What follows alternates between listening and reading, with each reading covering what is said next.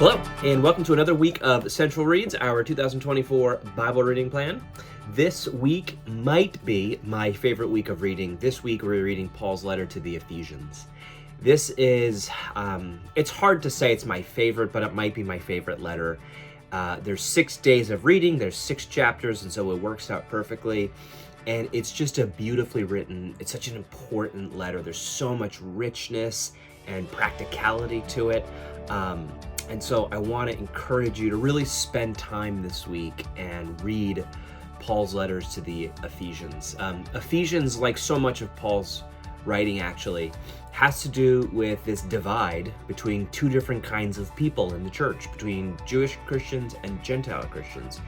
And the letter addresses this division, and it gives all of this kind of theological background as to why they need to overcome that division and actually submit to one another. Paul's writing here is as beautiful as it gets.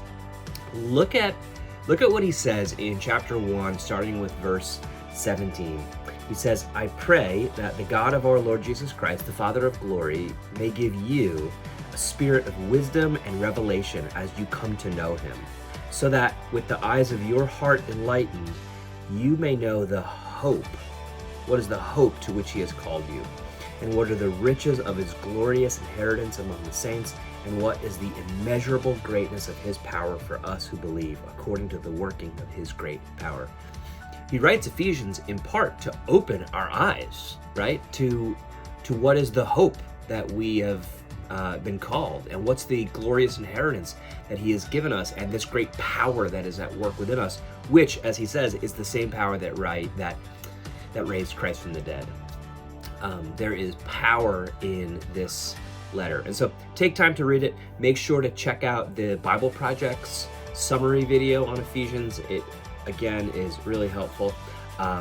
And please feel free to continue to ask me questions, email me, stop by, whatever you want to talk about Ephesians this week. I'd love to do it with you.